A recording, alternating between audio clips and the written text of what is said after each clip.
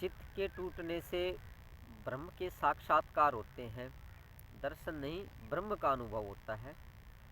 चित्त के टूटे बिना परमात्मा का अनुभव या ज्ञान प्राप्त नहीं हो पाता है, तो चित्त का टूटना जरूरी है। तो नमस्ते, मैं पवन यादव, इसी बारे में बात करेंगे आज।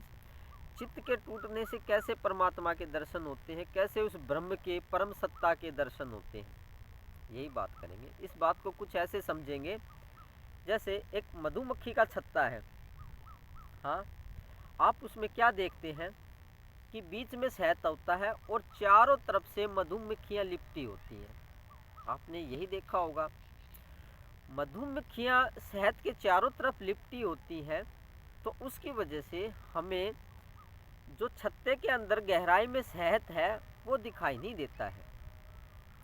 इसी तरीके से चित्त की वजह से हमें इस कुदरत में, इस ब्रह्मांड में, इस यूनिवर्स में हमें परमात्मा दिखाई नहीं देता है।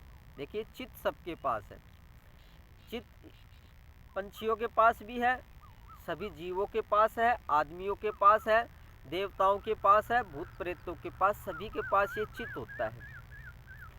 चित्त के होने की वजह से, चित्त की सघनता की वजह से हमें ब्रह्म के दर्शन नहीं हो पाते हैं इस कुदरत में, इस ब्रह्मांड में। अभी मैंने जैसे पहले बताया कि जो मधुमक्खियों का छत्ता होता है, चारों तरफ शहद के मक्खियां लिपटी रहेंगी, तो कैसे आपको शहद दिखाई देगा। तो आप क्या कहेंगे कि नहीं नहीं नहीं, इस छत्ते के अंदर कोई शहद नहीं है, क्योंकि शहद आपको दिखाई नहीं दे रहा है, चारों तरफ तो मधुमक्खियां लिपटी दिखाई दे रही है।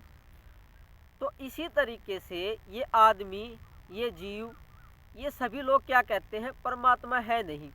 कहाँ है इस कुदरत में परमात्मा? उन्हें तो सिर्फ मक्खियाँ दिखाई देती हैं, उन्हें तो आदमी दिखाई देते हैं, उन्हें तो ये पंछी दिखाई देते हैं, उन्हें तो ये पेड़ पौधे दिखाई देते हैं, उन्हें तो कीड़े मकोड़े दिखाई देते हैं, लेकिन परमात्मा दिखाई नहीं देता। अब मधुमक्खियों के छत्ते में सिर्फ मक्खियाँ ही मक्खियाँ दिखाई देती हैं, वो एक अज्ञानता है, उसके अंदर गहराई में शहद भी है। इसी तरीके से आपको जो ये जीव दिखाई दे रहे हैं, ये पशु पक्षी आदमी, ये पेड़ पौधे दिखाई दे रहे हैं, इनकी गहराई में ब्रह्म है, वो परम सत्ता है, लेकिन आपको दिखाई नहीं दे रही है। आपको तो अपनी आंखों से सिर्फ ये पेड़ पौधे, मिट्टी, ये सूरज, ये चांद तारे, ये सब कुछ दिखाई दे रहा है। मालिक वो परम सत्ता तो आपको दिखाई नहीं दे रही है। अब उसको कैसे देखें? आप मान लो काफ़ी लोग ब्रह्म के दर्शन करना चाहते हैं, बिना चित्त के टूटे ब्रह्म के दर्शन नहीं होंगे। जैसे मधुमक्खी के छत्ते से हम मक्खियों को हटा देंगे, उड़ा देंगे, उड़ाने के बाद हमें शहद दिखाई दे जाएगा। इसी तरीके से आप अपने चित्त को तोड़ दीजिए, उसको उड़ा दीजिए। जिस दिन चित्त उड़ जाएगा उस दिन आपको ब्रह्म के दर्शन होंगे, उससे पहले तो नहीं होने वाले। जब तक आपके पास चित्त है, इन सभी जीवों के पास चित्त है, इन पेड़ पौधों के पास भी चित्त है, इन कीड़े मकोड़ों के पास भी चित्त है, ब्रह्म के दर्शन नहीं होने वाले हैं, उस मालिक के दर्शन नहीं होने वाले हैं। अब टेक्निक क्या है कि चित्त को कैसे उड़ाया जाए? जैसे मधुमक्खियों को हम उड़ा सकते हैं, शहद के छत्ते में से मधुमक्खियों को कैसे उड़ाया जाए? एक पत्थर उठाइए और उस मधुमक्खी के छत्ते पे वार कीजिए या पत्थर मारिए, तो क्या होगा? मधुमक्खियाँ उड़ जाएंगी। जैसे ही पत्थर मधुमक्खी के छत्ते पे लगेगा, सारी मक्खियाँ उड़ जाएंगी। अब वार जोरदार होना चाहिए तभी मक्खियाँ उड़ेंगी, हल्के वार से या छोटे पत्थर से मधुमक्खियाँ नहीं उड़ेंगी। तो बड़ा पत्थर उठाइए और ज़ोर से मधुमक्खी के छत्ते पे मारिए, मधुमक्खियाँ उड़ जाएंगी और आपको शहद दिखाई देने लगेगा। इसी तरीके से जब किसी का गुरु महान होता है, महानों से महान होता है, जिसकी शक्ति अपार होती है, जो पूर्ण पर ब्रह्म होता है, वो अपने शिष्य के चित्त को उड़ा देता है अपनी शक्ति से। जैसे मधुमक्खी उड़ जाती है छत्ते से पत्थर लगने के बाद में, ऐसे ही जिसकी शक्ति अपार होती है, जो पूर्णता को प्राप्त है, जिसके ऐसे गुरु महान हैं, जो स्वयं ब्रह्म है, वो अपनी शक्ति से अपने शिष्य के चित्त को तोड़ देता है। जैसे ही चित्त टूटता है तो शिष्य को इस जगत में परमात्मा के अलावा कुछ दिखाई नहीं देता, क्योंकि चित्त टूट गया है। चित्त के टूटते ही पूरे जगत में ब्रह्म ही नज़र आता है, वो परम सत्ता भगवान ही नज़र आता है। उसको ये जीव जंतु, ये आदमी, ये कीड़े मकोड़े एक पुतले के भांति नज़र आते हैं। पुतला समझ रहे ना, एक रिमोट कह लो, मिट्टी का पुतला कह लो, सब यहाँ पे उसको मिट्टी का पुतला ही नज़र आते हैं। उसको इस कुदरत में, इस आकाश में, इस यूनिवर्स में ब्रह्म के अलावा कुछ दिखाई नहीं देता।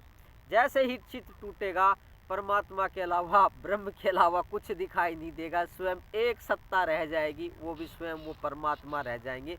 उसके सिवा इस दुनिया में कुछ नहीं है, ये बात उसको पता लग जाएगी। क्योंकि चित्त ही बाधक है। आप अपने चित्त को तो साथ लिए घूमते हैं, उसकी सघनता को बढ़ा देते हैं, उसके घनत्व को बढ़ा देते हैं। जब तक चित्त नहीं टूटेगा, कितनी ही कोशिश कर लो, चाहे युग युग तक कोशिश कर लो, ब्रह्म के दर्शन नहीं होंगे। चित्त को सिर्फ गुरु तोड़ सकता है, जिसके गुरु महान है, जो पूर्णता को प्राप्त है, जिसकी शक्ति अपार है, वो ही चित्त को तोड़ सकता है। चित्त ऐसी चीज़ तो है नहीं कि पत्थर मार दिया मधुमक्खियों के छत्ते में और मधुमक्खियाँ उड़ गई तो आप चित्त के अंदर पत्थर मार दोगे तो वो चित्त उड़ जाएगा। ऐसे चित्त नहीं उड़ता है, ऐसे चित्त टूटता नहीं है, ऐसे ब्रेक नहीं होता है चित्त। चित्त को तोड़ने के लिए सूक्ष्म शक्तियों की ज़रूरत होती है, बारीक शक्तियों की ज़रूरत होती है। बिना चित्त के तोड़े चाहे सारी सृष्टि में घूमते रहो, चाहे तीर्थों पे घूमते रहो, चाहे कितने ही माला जप करते रहो, चाहे कितने ही दुनिया में पाठ करवाते रहो, चाहे कितने ही भगत बन लो, आपको ब्रह्म की प्राप्ति नहीं होने वाली है। इसलिए कहता हूँ ये टुंडा टोट के छोड़ दो। ये क्या बच्चों वाले काम कर रहे हो, भक्ति कर रहे हो, ये क्या पाठ उठ करवा रहे हो, ये बच्चों वाले से काम कर रहे हो, क्या माला जाप कर रहे हो, क्या दुनिया में घूमते फिर रहे हो।